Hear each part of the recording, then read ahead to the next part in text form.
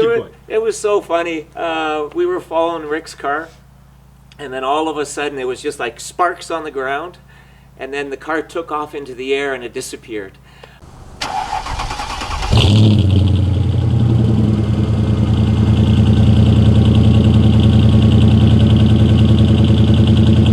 Hi, my name's Barvinek, and I'm a car addict. I'm married for 32 years, have 2 kids and 2 dogs. Hey everybody, I will be giving away the car addiction window stickers to 1 lucky subscriber every month, so please hit the subscribe button right away. I'm a general manager for a PVD coating company out of Mississauga, Ontario. My first childhood memory of a car is my dad's 1972 Challenger. The memory I remember most about that Challenger, my dad drove over me. We were cleaning the car and I was behind it. My dad took the car out of park and it rolled over me. He actually pulled me out from under the car. I was stuck under the Challenger. Not really sure what got me into cars, but I just had a fascination with them all the time. My first car was a 72 Cutlass Supreme convertible. I love that car. One day as I was driving down St. Clair, I looked over and saw a black 240Z. Fell in love with it, went out for a test drive in it, and later that day I sold the Cutlass and purchased the 240. My first fun car, I have to say, was the Mini, my 1972 Mini. I used to race that around town, all over the 401, up and down ramps, and used to freak out all the guys in the sports cars. It was like a go-kart. I'm not sure how many cars I've owned. I've probably had at least a dozen different cars of my own, and I can't think of how many company cars I've driven over the years. The one car that I really liked, once again, a 1972 Nova. 6-cylinder, 2-speed, plain Jane. I used to go off-roading up north in Kirkland Lake on old logging roads, and if I couldn't go around it, I'd just push things over with it. My favorite car of all, right here, the 240Z. I can't think of a better car to own on the planet. This one's my favorite because it's the most drivable. I've got a complete race suspension on it, an RB20 turbo in it. It's smooth, it's easy to drive, and when the power comes on, there's nothing that'll beat it. If I could have the one dream car, it would be an old Ferrari. 50s convertible, like a Berlinetta, just the shape of it. 250 GTO? No, not the 250 GTO, not into that. I gotta go before that, and it's just the old convertibles, the mid-50s convertibles. There's nothing like them. The 166 I think it is. That would be the one car if I could have, no problem at all. You'll die happy? I'll die in it. Oh. All right. The one car that I missed out on that I really regret was a 1967 Corvette Stingray, big block car, side pipes, everything. The gentleman drove the car down to the States, and overnight it was stripped. So I could have got it for almost nothing. No engine, no side pipes, no wheels, almost nothing, but I could have got it for $5,000. Unfortunately, I was a poor student and I didn't have $5,000, so anyways, I got a Datsun now. My most memorable time with this car is going down to the 10th anniversary Zcar down in York, Pennsylvania, with my dad. So he drove there with me as passenger. I had a great time, a lot of crazy stories on that trip. One in particular, when Dad was in Rick Scott's car, and they went over a train track, and all I saw was sparks, and the car disappeared into the darkness. As it turned out, it was like a 10-foot drop into a right-hand corner. My dad crawled out of Rick's car and his knees were just a little shaky. It was so funny. We were following Rick's car and then all of a sudden it was just like sparks on the ground, and then the car took off into the air and it disappeared. We stopped and it was like, what happened to Rick's car? When my dad got out of the car, the funniest thing was like, I thought we were going to go through the front of that house. The thing was, I saw the lights in the living room.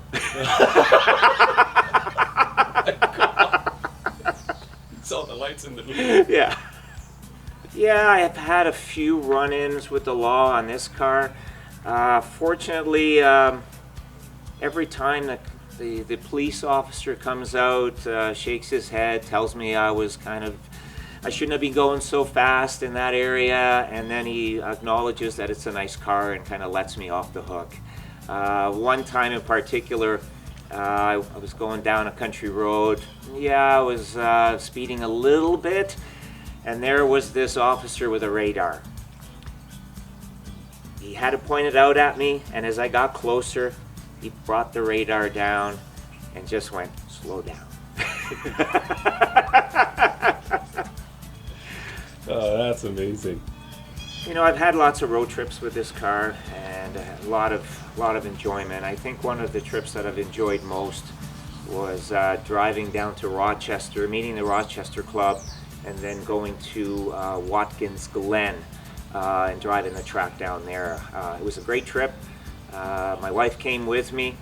A strange thing that happened on the way back, the bolts on my steering wheel all snapped off, so I actually had to drive the last 2 hours of the trip home by just pushing the steering wheel onto the hub, and that's how I steered for over 2 hours. Good. Yeah, basically the bolts holding the steering wheel on, there was only two, as it turns out, there were only two threads on each of the bolts, and it's stripped out. All of them stripped out at the same time.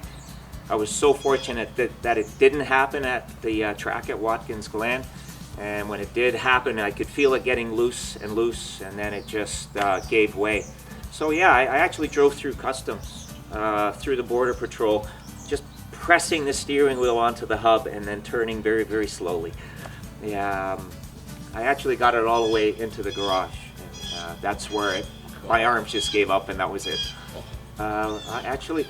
Actually, one interesting, it was kind of a crazy event that we were at Watkins Glen following the lapping car, and I was up front with Panamera Porsche and a couple of 300s, and as I was speeding, like really speeding up through corner one, I actually backed off from the other cars because I kept catching up to them.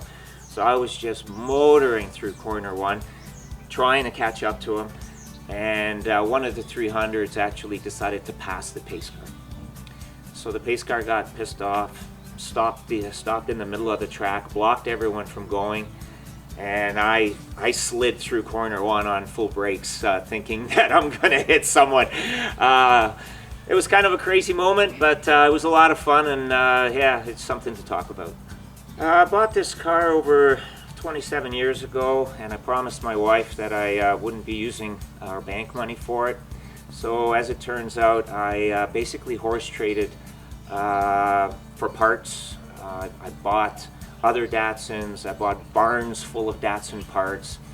For a period of time, I was selling onboard diagnostic software, OBD1 software and cable for early 80s cars. So along the way, I think I basically horse traded and sold stuff for every part on this Datsun. Yeah.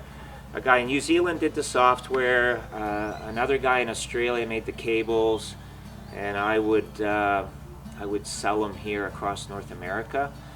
I made quite a bit of money on it. I bought it for very little, and the markup was huge on it. So. But of course, it's just not like putting them together. You actually probably programmed something. These two guys programmed it. They worked together, Okay. Collaborated together. So that was a pretty good deal, and I was selling those at the time faster than I could actually bring them over to North America. So what happened with the company now? The company never changed their software. They didn't update the software, and other companies came in and took the market with much improved programs. The cars I own now, I have a Tacoma that I absolutely adore, four-door Tacoma long bed. We have a 350 Roadster. I have a couple of 76 Spitfires, and I'm also restoring or slowly rebuilding a 1976 Formula 4 car called Xpit. It was manufactured in Wyerton, Ontario. There were only 20 made. This is the oldest survivor. Basically, it runs a 750cc Ninja motor in it, and it's open wheel, crazy little vehicle. Yeah, it's back in the day. These are basically Formula Fords, and there was another class created that basically utilized the motorcycle engines. Back in the day, they only ran 50 horsepower. Over time, as the engines were replaced with newer versions, now it's over 100 horsepower. So the little skinny wheels had to be exchanged for full-out slicks, and I think it's 10-inch wheels in the front and 12-inch wide in the rear, 13-inch diameter. A next car for me, you know, it's hard to say. I'm certainly building the Spitfires. Well, one of them, and that car will be powered by a Suzuki GTI motor. It's going to be turbocharged, and I'm going to put JDM flares on it. I'm going to actually paint it. Well, it's not going to be painted per se. It's going to be covered in graffiti. I'm going to hire a local graffiti artist, and it's going to be just spray painted with graffiti. I'm not sure what the concept's going to be, but it's going to be something fun. Hopefully I can make fun of the British Empire with the artwork.